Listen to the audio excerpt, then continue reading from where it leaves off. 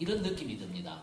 어색한 조화, 개발과 보존의 어색한 조화, 또 민과 관의 어색한 조화, 이런 어색한 조화라는 느낌이 드는데, 오늘 제 복장도 넥타이 매고 정장만 하고 이렇게 지내던 사람이 이렇게 오늘 하고 오라고 해서 이제 이렇게 하고 왔는데 굉장히 어색했습니다. 어쨌든 이것이 또한 어색한 조화인 것 같아서 오늘 제 컨셉은 어색한 조화로 하겠습니다. 만나 뵙게 되어서 반갑습니다. 이사장님, 우리 학부모님께 인사 말씀 부탁드리겠습니다. 네, 이마 아나운서 반갑습니다. 네, 우리 박교육감님 어색한 조화라고 했는데 그 어색함이 하늘을 찔러서 제가 한 몇 달 전에 우리 이 센터에서 배웠었건만 누군지 몰랐어요. 이렇게 어색한 변신을 하고 오신 성공적인 변신을 축하드립니다. 혹은 홀의 이름도 행동하라 홀. 이렇게 이름도 정말 잘 지어 놓았더라고요. 도서관 이름도 시끄러운 도서관이죠. 이곳을 한 번쯤 찾아보신 분들이라면 이 공간이 왜 이렇게 의미 있는 공간인지 잘 아실 거라고 생각을 합니다. 앞으로 우리 아이들에게 환경을 더욱더 생각하는 그런 공간이 됐으면 좋겠다라는 바람을 가지면서 시작을 한번 해보도록 할게요. 자, 오늘 첫 번째 발제자분을 소개를 드려야 될 것 같은데요. 안전하고 건강한 학교, 행복한 학교라는 주제로 오늘 여러분들과 함께 할 테고요. 학교라고 하면 많은 이야기들이, 생각들이 떠오르죠. 왼쪽에 긴 손수건이 안 달려있는 것으로 봤습니다.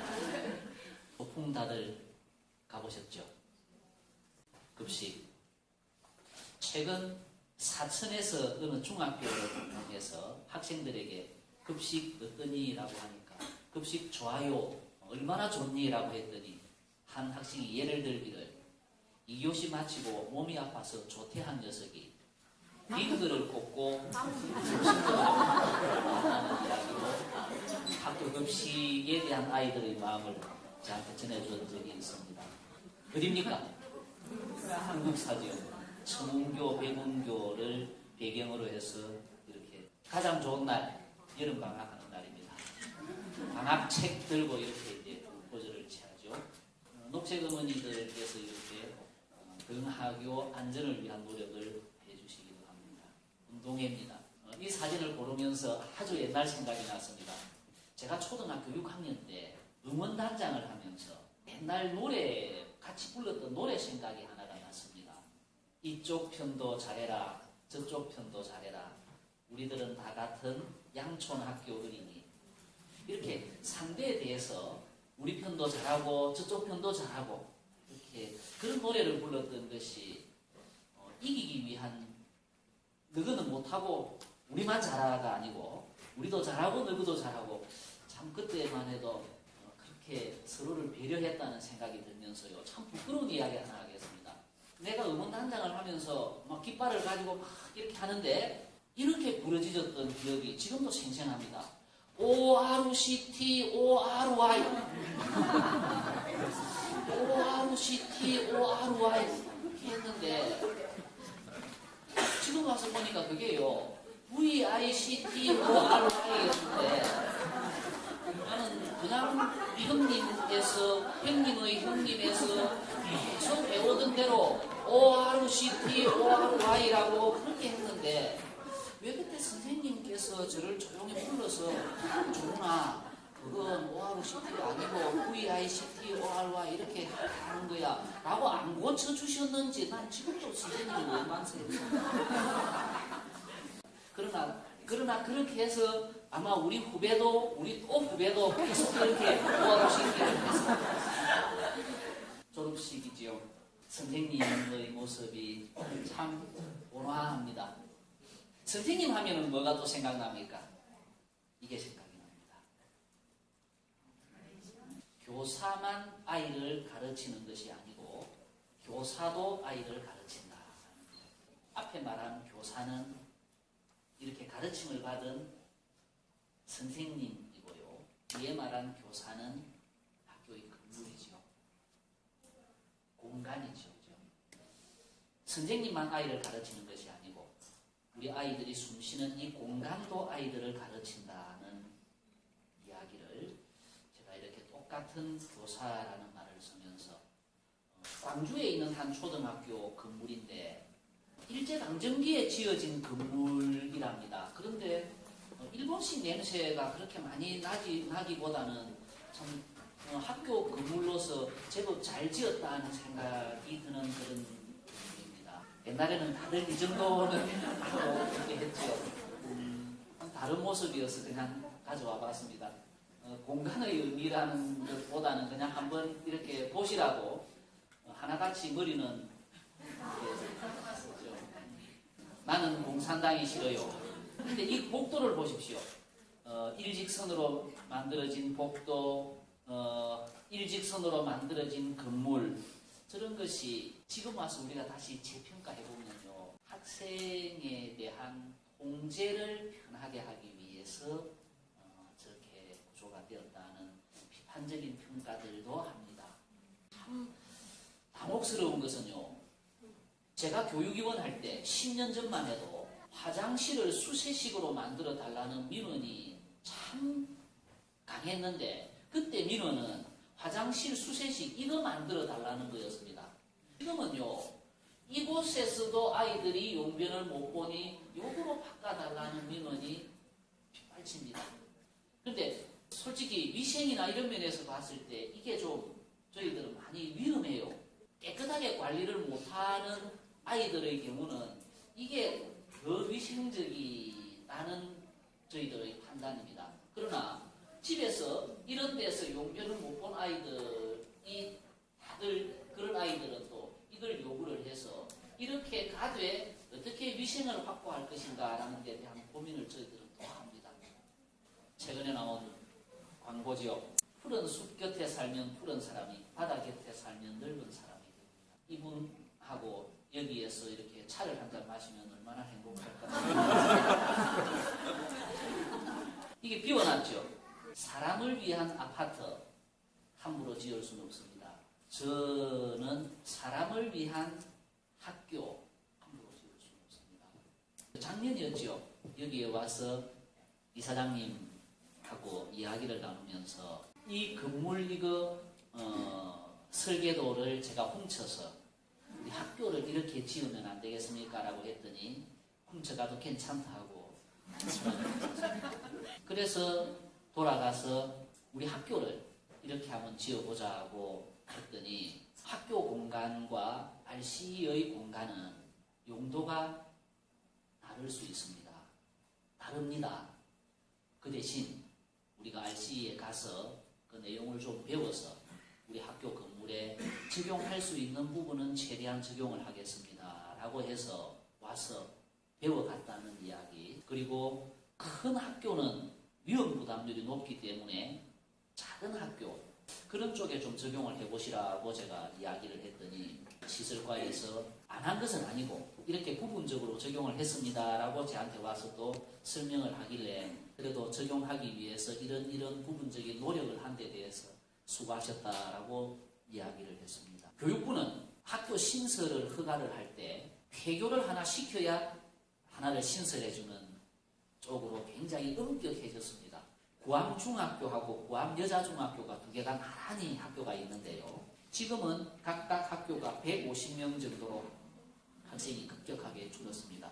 규모는 큰 거대한 건물 두 개가 나란히 있어서 그 두 학교를 한쪽으로 통합을 하고 그 비는 학교를 1, 2층은 하고 놀 수 있는 공간, 3층, 4층은 학생들 동아리 활동, 체험 활동 이런 걸 할 수 있는 공간, 체육관은 주민들에게 같이 운동할 수 있는 공간 이렇게 주민 편의시설로 리모델링을 합니다.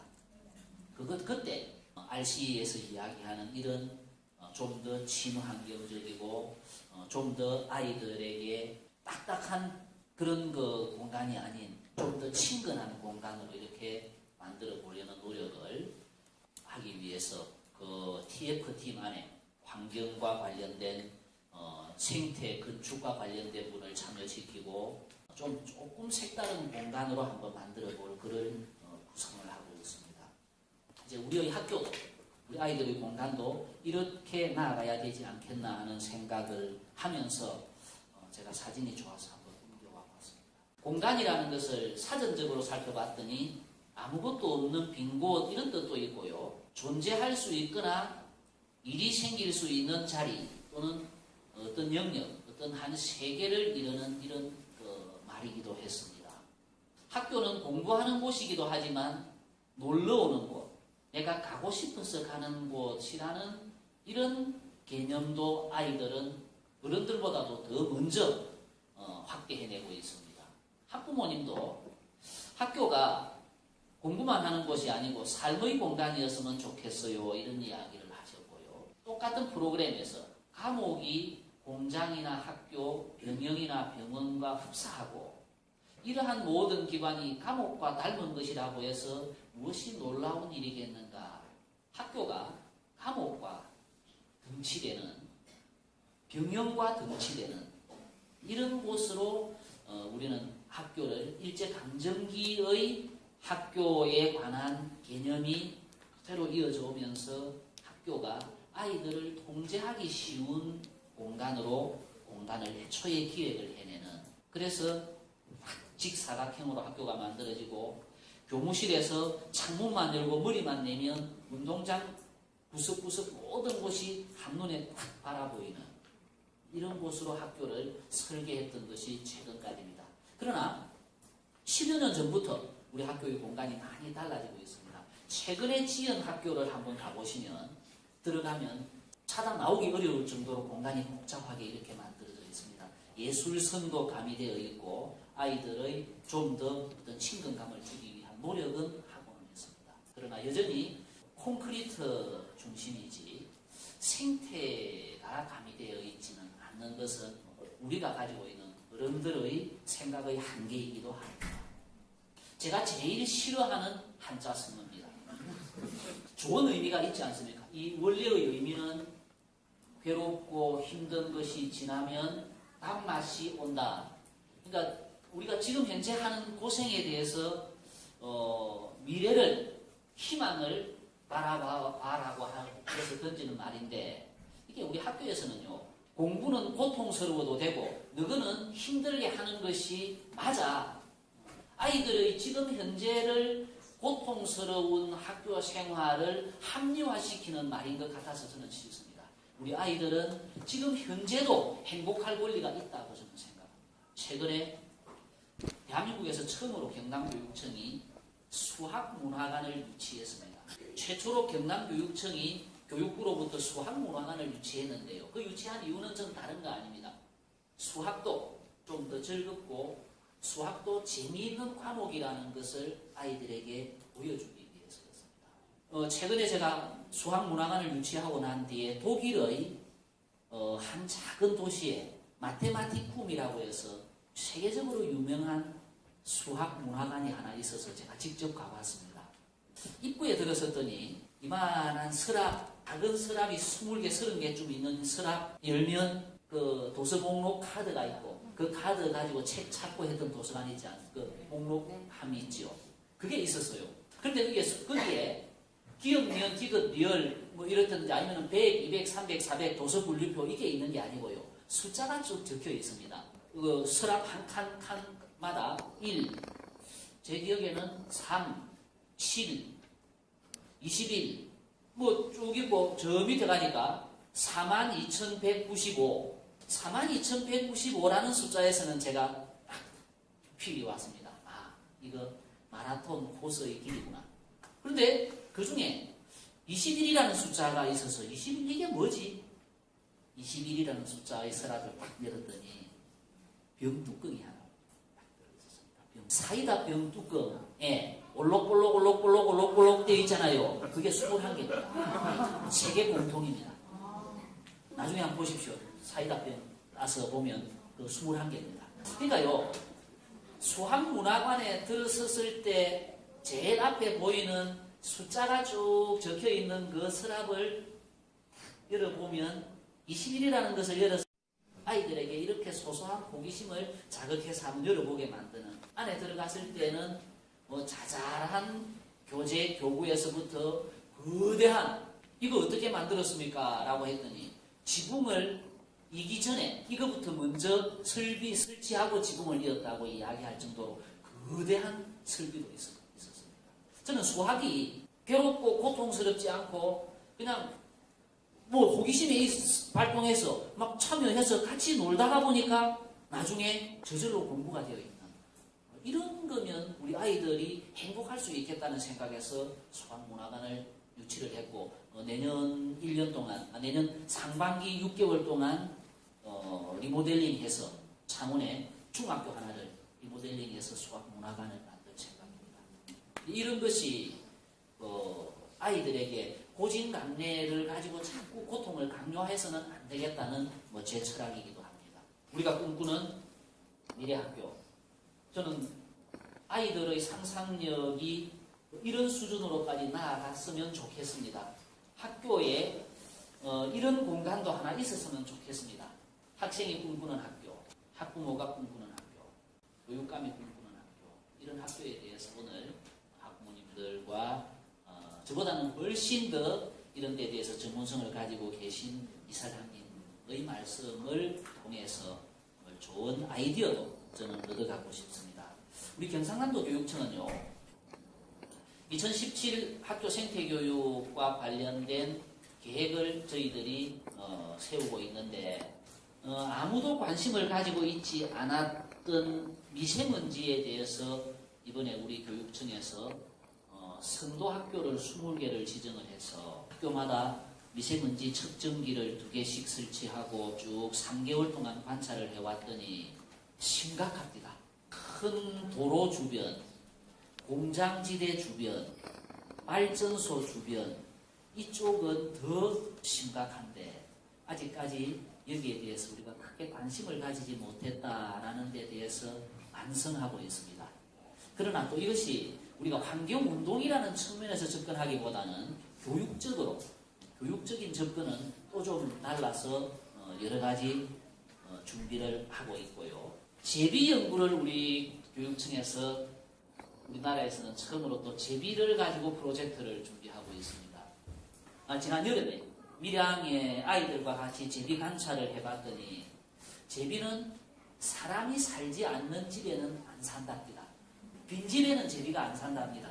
근데요, 제비가 내 어릴 때는 제비가 우리 집에 집 한 채 짓고 있다가 갔다가 내년에 또 와서 또 집을 지었지 한 집에 제비집이 2개, 3개 있는 집을 나는 보지는 못했는데 이제 환경이 열악해지니까 제비가 집을 지을 곳이 적어지니까 제비가요 한 집에 3개씩 집을 짓고 있는 곳이 있습니다. 시골에 갔더니 제비가 집을 2개, 3개 짓고 있는 집이 어디냐 하면 노인정, 이발소, 사람들이 많이 나드는 곳에 제비가 집을 짓는다. 사람이 살지 않는 집은 제비가 집을 안 짓는답니다. 제비를 통해서 우리 아이들에게 환경, 생태에 관한 교육을 하고 내년 여름에는 제가 일본에도 한번 가보고 싶은 곳이 일본의 어느 한 지역은 50년 동안 모든 그 관내에 있는 초등학생들이 동시에 제비를 찾는 이벤트를 하고 있어서 아버지가 아이가 하는 것을 보고 야 그거 내 어릴 때도 했다라고 이야기하는 그 통계가 이렇게 쭉 내려오는 것이 저는 환경교육이라고 생각을 합니다. 내가 우리 스태프들에게 일본에서 저렇게 쭉 통계를 내왔는데 우리는 통계 있습니까? 라고 하니까 없습니다. 그래 우리는 어느 정도나 줄었을까요? 라고 물었더니 아마 제비 개체수가 우리 어릴 때에 비해서 99% 줄은 것 같습니다. 제비가 돌아올 수 있게 만드는 것이 우리가 가지는 궁극적인 목표가 될 수도 있지만 이렇게 현실의 다급함을 인식하는 것만 해도 저는 환경교육의 시작이라고 출발이라고 생각을 하고 싶습니다. 학교 운동장 트랙이 우레탄으로 되어 있는 것이 납이 검출이 되어가지고 학교하고 이렇게 다시 협의를 하는 과정에서 좀 불편하지만 그냥 흙으로 돌아간다. 우리 경상남도는 이번에 문제가 됐던 132개 학교의 우레탄 트랙을 전부 흙으로 돌리기로 했습니다. 흙이 불편하고 먼지가 날리고 물 빠짐이 시원찮고 하는 그런 문제가 좀 있지만 그래도 우레탄이 우리에게 주는 잠재적인 화학 성분의 위험 요소보다는 좀 불편하지만 흙이 우리 아이들에게는 훨씬 더 교육적이겠다라고 생각해서 흙으로 돌리기로 했습니다. 이런 것이 좀 불편하지만 더 건강하고 더 안전한 것이라는 저는 확신을 가지고 있습니다.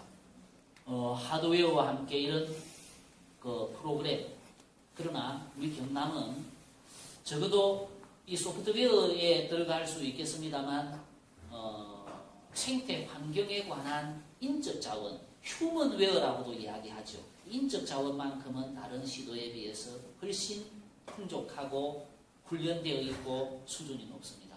우리 선생님들을 잘 활용해서 앞으로 우리 학교 공간이, 우리 아이들이 뛰노는 공간이 좀 더 환경 친화적이고 더 생태적인 그런 공간으로 우리 아이들도 선생님도 학부모님도 지역 주민도 모두가 한 마음으로 안전하고 건강한 학교를 만드는데 같이 협력해 주실 것을 이 자리를 위해서 부탁드리면서 발표를 마치겠습니다. 시간을 2분쯤 오버했습니다. 죄송합니다.